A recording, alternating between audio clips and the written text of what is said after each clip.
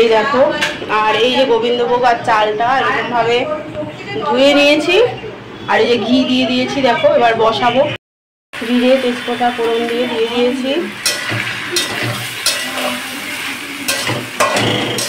ডালটা ভালো করে কষিয়ে মশলা করা আছে, মশলাটা দেব।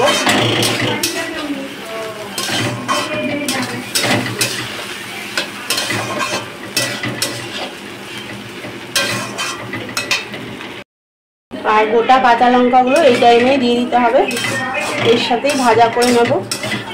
ঘি দিয়ে ভালো করে ভাজা করে নিচ্ছি। দেখো চাল আর ডালটা। তারপরে আমি এর মধ্যে মশলা দেবো, সামান্য যে মশলা আর লবণ হলুদ সবই দেব।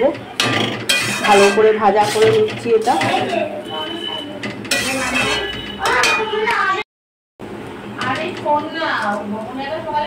শুভ দুপুর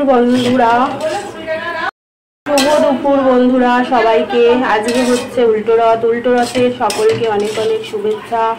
সবাই উল্টো রথ খুব ভালো করে কাটাও। আমরা আজকে চলে এসেছি বাবার বাড়িতে, কারণ বোনের ছেলের রথটা এখানে ছিল মাসির বাড়িতে। আজকে মা তাই ভোগ করে দেবে। মা তরকারিটা করে রেখেছে, আর আমি এই ভোগের খিচুড়িটা করছি। দেখো গোবিন্দভোগ চাল আর ডালটা ধুয়ে নিলাম, ধুয়ে ঘি দিলাম, সম্পূর্ণ ওটা ঘিয়ে হবে। ঘি দিয়ে জিরে তেজপাতা ফোড়ন দিয়ে এই চাল ডালটা দিয়ে দিলাম। ভালো করে এখন ভাজা করে নিচ্ছি। গোটা লঙ্কাগুলো ওর মধ্যে দিয়ে দিতে হবে। গোটা লঙ্কাগুলো দিয়ে দিলাম। এবার মশলাটা দিয়ে এবার জল দেবো। তো চলো তাহলে করে নিয়ে আবার আসবো পরের ভিডিওতে। মশলাটা দিয়ে দিলাম, এবার মশলা দিয়ে নুন দিলাম, হলুদ দিলাম, কষিয়ে এবার জলটা দিয়ে দেবো। আর আজকে এই যে বোন এসেছে, মা করেছে পুজো দিয়ে বসে আছে।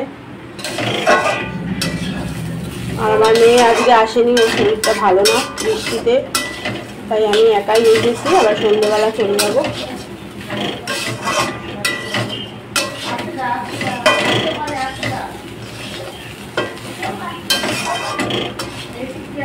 চলো এবার জলটা দিয়ে দেবো।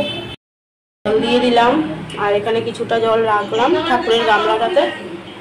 এবার ফুটলে বোঝা যাবে আর কতটা জল লাগবে। এই যে খিচুড়িতে আরও জল দিয়ে দিলাম দেখো। আর এখানে মা ওই তরকারিটা করে রেখেছে, যে লাবড়া ঠাকুরেরটা তুলে।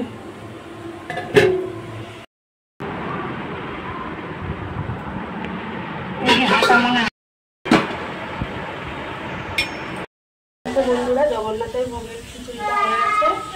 এবার মা ওখানে দিয়ে দিয়েছে, তুলে দিয়েছে।